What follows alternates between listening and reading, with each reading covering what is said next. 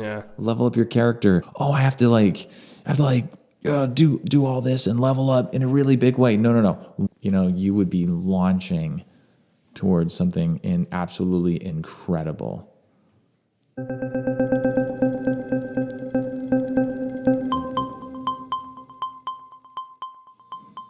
What do you want?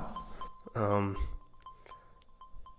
I want to know how I can level up or upgrade my character in life. My life character. Okay, so we're talking about the video game analogy of upgrading your character. And the question that comes in my mind is why? Why do we care about upgrading our character? So that we can make more money, so that we can experience more of life, so that we can... I think all of it. Okay, all of it. Like I want to move myself up on the hierarchy of life. Okay. I want to be more motivated. Like how can you change your brain into, being more motivated?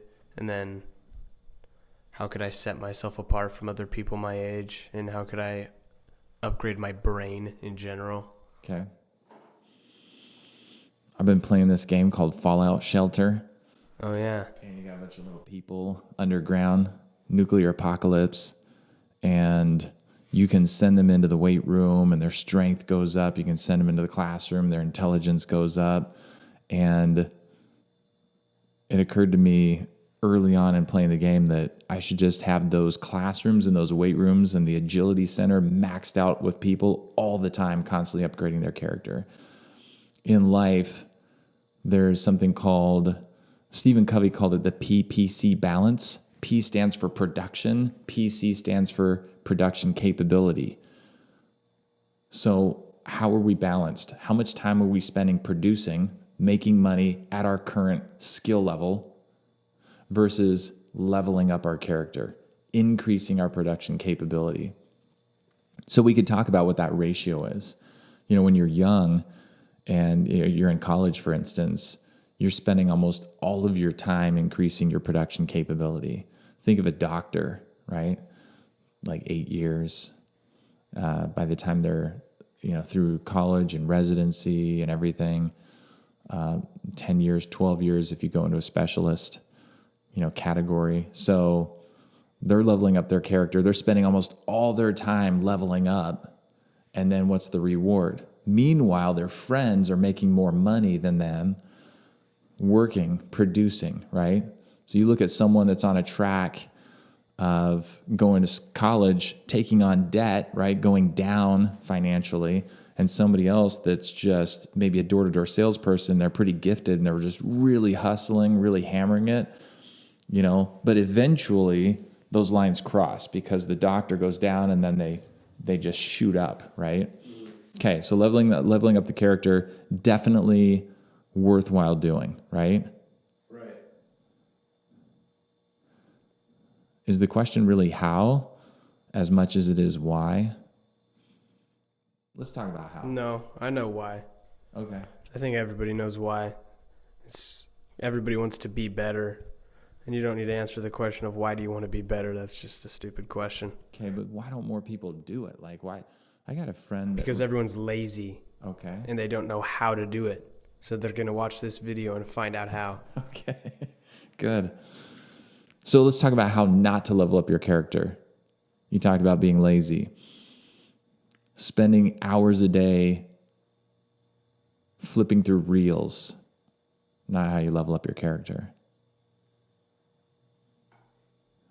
Getting addicted to substances and numbing yourself to the pains of life, not how you level up your character. Going out once and running around the block because you're really angry at yourself that you're not doing anything with your life, but then you never run again, not how you level up your character. Lying to somebody, short-term gain, long-term loss. That's not how you level up your character. Cheat the system. Look for shortcuts. Try to take shortcuts. Time wasted. Generally speaking, time wasted is the antithesis of leveling up your character. Adopting a mindset, believing that there are no shortcuts, That's a big level up. And that level up happens immediately. So we could talk about two different kinds of level ups. One is a mindset shift. Covey talks about a paradigm shift. When you come to a new realization or you adopt a new belief that replaces an old limiting belief, you can experience an immediate shift in outlook of your entire life and the world around you. And I call that a breakthrough. That's a paradigm shift. That's a breakthrough. That's a really cool level up that happens instantly. And guess what? There's a lot of those to be had. I have a lot of breakthrough mindset shifts left coming in my life. I've experienced a lot of those. And they're super cool when they happen because everything that you experience and how you view the world before that mind shift happened suddenly changes and everything's in a different light. A lot of people have that after they take mushrooms. Yeah. Joe Rogan talks about that. I've never taken mushrooms. I can't speak to that. Yeah.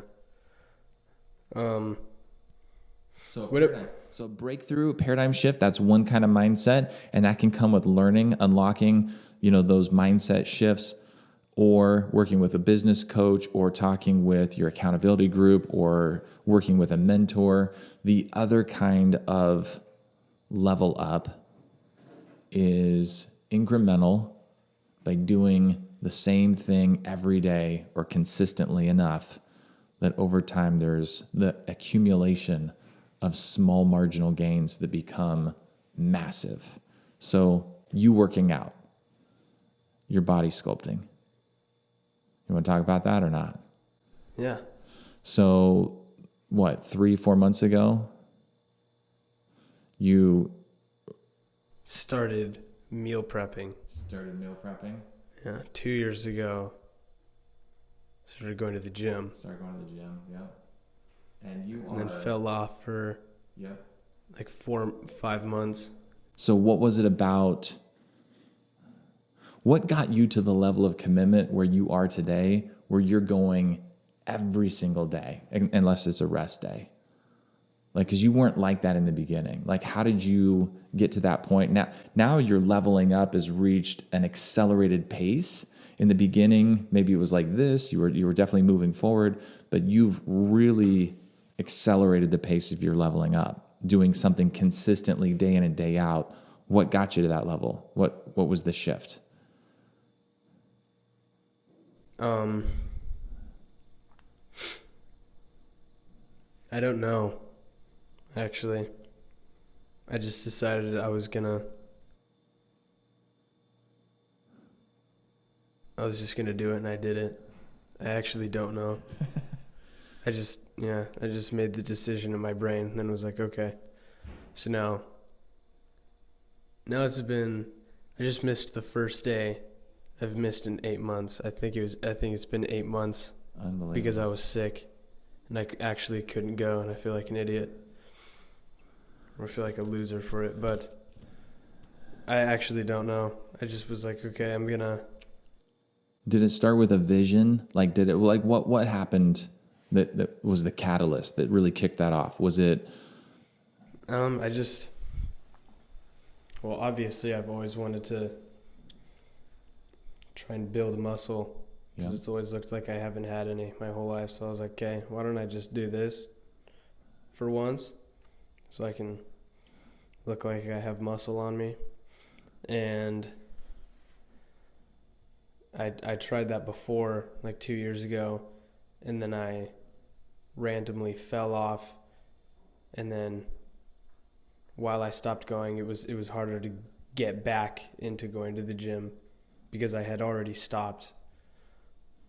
So this time I just decided I was going to keep myself motivated the whole time. So during all of my off time, when I wasn't working out, I was going to force my brain to only be thinking about working out and just constantly be researching and watching different videos and just learning as much as I possibly could about working out. So I feel like I'm really deep. And then if I decided to all of a sudden stop going, it would be an even huger waste of time. Okay. So now it's so I would scare myself into into not stopping. Nice. So you built momentum over time. Like that's my interpretation of listening to you. Like you made a decision at a certain point, and then as you reaffirm that decision with other small incremental decisions to continue doing something and to learn more about it, then your commitment level grew. Yeah. And it's harder in the beginning than it is eventually. Like once you're into that highly committed routine, it takes less energy and sheer willpower to continue than it did in the beginning. Is that right? Right. So what does that have to do with leveling up your character in general?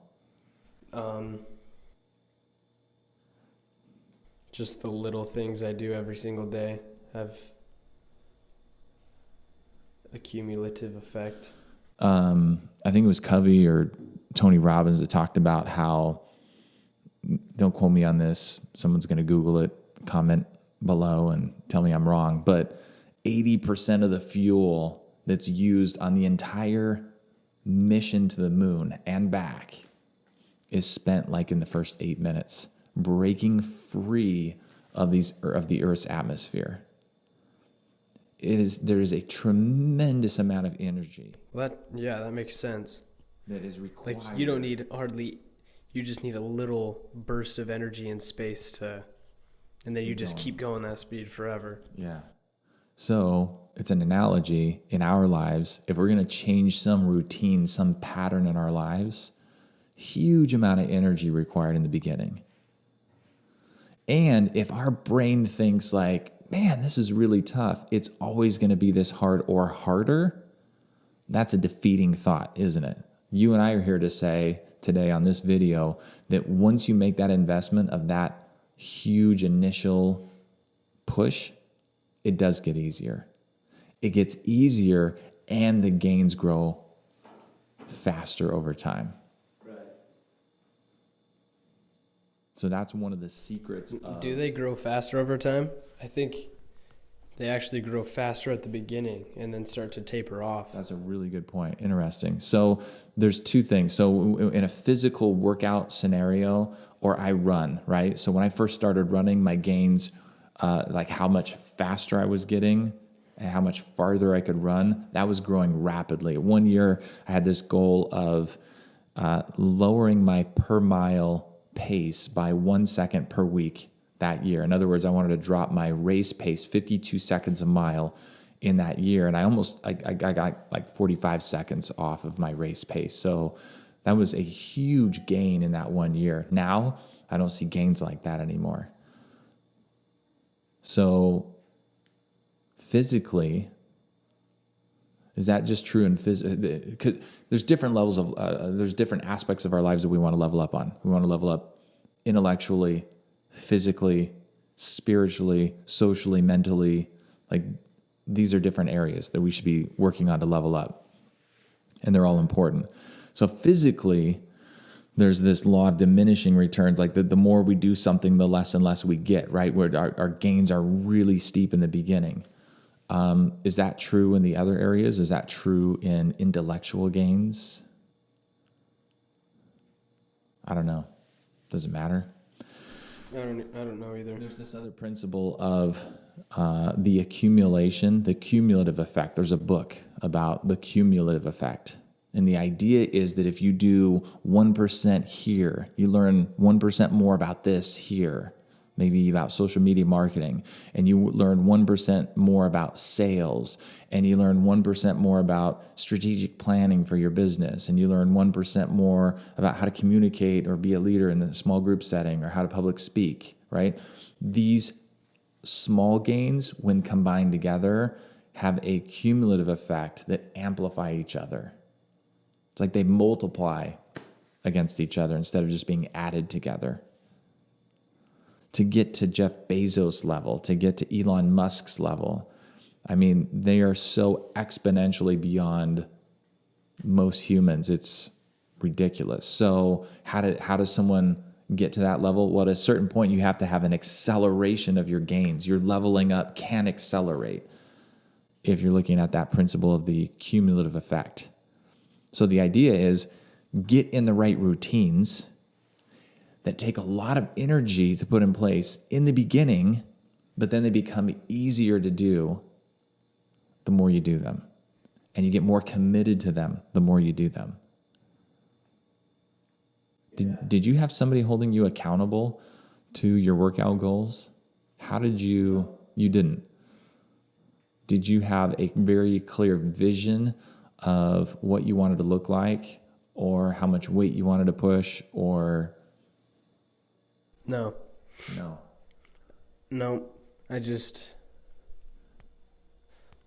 The thing that motivated me was that just the idea that I knew it was possible to completely, I didn't have like a specific person I wanted to look like. Any sort of improvement was great for me. So, and then I could physically see improvement on a weekly basis. I thought, even though it was like small improvement, I thought it was like, it really motivated me. So then that's basically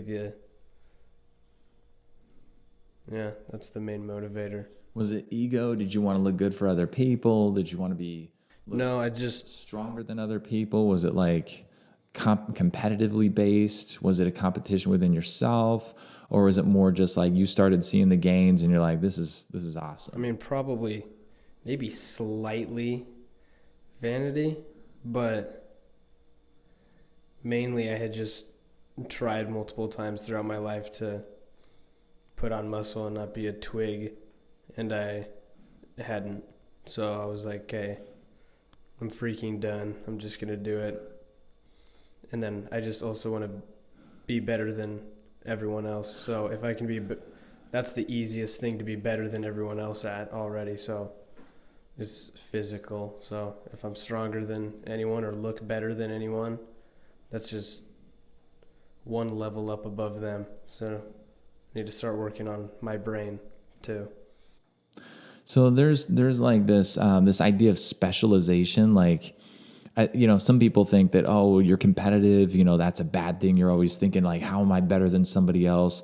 But also I think as humans, if we can see how we're different than others, we can see that we have a certain strength that most people don't have. We want to amplify that strength. I think that's a really powerful thing. That's a positive thing because, Econ 101, when I studied economics, person A can produce this good better than person B can produce it. Well, they should specialize in producing that thing.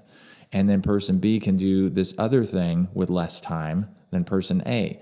They both want to consume both of those products, but if they specialize and then trade with each other, there's this magical thing that happens that they're both richer, they're both better off than they could have been had they just used their own time to produce what they need of those goods individually. So, did we hear that at the Jordan Peterson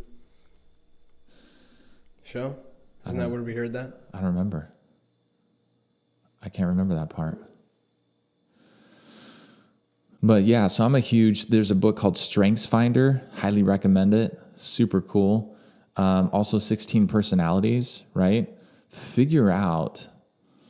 So I don't want to get on a tangent there, but it's not a bad thing to think like, hey, I want to look better than most people in this way, or I want to magnify this skill better than most people in this way, because then you can go to the world and say, hey, I'm really, really good at this thing. And then using that skill, that gift, that talent, that capability, you can produce some kind of benefit to you and other people, and then they'll trade their dollars for that. That's a great thing. And also, if you see someone that looks extremely fit, like you can easily see it physically, then your brain just knows that that person has good work ethic. So I think especially for people who even own their own business or something like that, if they look like they're really fit, it puts like an image in their brain, like, well, they just kind of already know more things about you than they do about most other people, you know? Because they know you can work hard for something and actually get results. Do you think it's like a subconscious, like almost like a marker in your brain that like if somebody looks really healthy, subconsciously you feel like you can trust and respect them more? Yeah. Yeah, totally. And then how does that benefit? So leveling up your character, one of the outcomes is trust and respect. If you can get other people's trust and respect faster and have more influence over them, then they'll come your way when you make a suggestion, or they'll listen to you when you have an idea, or they'll listen to you when you can think of a way to make their lives better, or maybe more importantly, they'll open up to you and tell you what they need. Because all you have to do is figure out what somebody needs and match that with one of your superpowers that you've acquired through leveling up, and they'll pay you for that. So having the physique, having the presence where someone feels like, hey, I could trust this person. Maybe not trust them intimately, yet I don't know them, but something in my brain tells me this person's successful, so I should at least listen to them. Yeah. So what would be the first step to level up my character? What would be the first thing you think people should focus on? You just showed me, right before we started this video, you showed me a video of Mr. Beast in high school. And he was talking about, I'm going to post this video in 5 years. Yeah. And he didn't exactly know where things were going for him. But he said a couple of things that stuck out to me. He had this idea, a dream. He didn't know if he was 100% committed to it yet, but he said, maybe, I hope I'm making a living through YouTube. I hope, you know. Uh-huh. And he seemed like he was really hopeful, really excited about that. So he started with that direction. You and I have talked about vision boards before and the power of the subconscious mind, that if we give it a really clear direction of some future state in our lives, our physicality, our mental ability, our where we're going to be in the physical world, what kind of house we're going to have, cars, family, lifestyle, the level of joy we're going to experience, the type of work we're going to be doing, the type of energy we're going to have in our lives, right? Does that make it more likely or less likely that we'll get there? More likely. So I'm assuming you're going with the first step being making a vision board. Yes, thank you. I got. And then, yeah, I agree. That's a really good idea to leveling up your character, because don't statistics show that you write something down, like your goals, they're way more likely to actually happen. Everybody knows that. Yeah, I shouldn't quote this because I don't even know if it's true, but I just remember hearing when I was younger that they at one point did a survey of the graduating class at Harvard, and something like, some percentage had goals, like maybe like 20% of them had pretty specific goals, and then like 5% had specific written goals. And then they did a follow-up study 20 years later, and the 5% that had specific written goals, their net worth combined was greater than the other 95% of the graduating class. There's something called the Pareto effect, right? Where 80% of the results are generated by 20% of the people. And it's apparently this is proven, like in organizations and life in general, right? You got to be that 20%. You got to be that 5%. Write your goals down. Doesn't matter if they're right or wrong. Write them down. Write down something you can get excited about. Excited enough to expend the energy that in the beginning is required to start a new habit, a new routine, a new pattern that once it's in place is going to pay you massive dividends. What are those patterns? Working out, or running, right? You got to do something physically to gain self-respect, to have optimal vitality and health in your life, right? To give other people those subconscious clues that you can be trusted, or you should at least be respected. What are the other areas? Reading.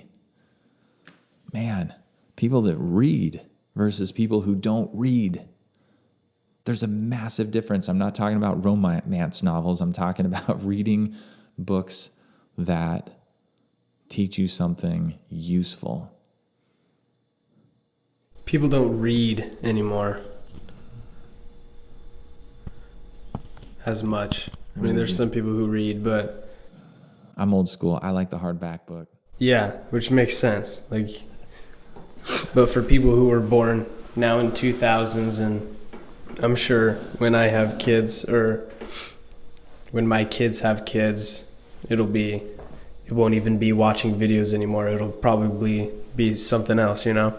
But now the times are watching videos, and I think you can consume more information and retain it better than if you read a book. Interesting. And I actually believe that, because if you're watching an informative video about something that you want to learn about, first of all, it's so much easier to pick and choose exactly what you want to learn about. I mean, it's easy to get distracted and watch BS videos if you're a loser, but you can pick and choose what you want to learn about super easily. And then when you're watching a video about it, there's visuals that go along with it. You're using more of your senses. You're actually hearing it too. So you retain information far better than reading it in a book.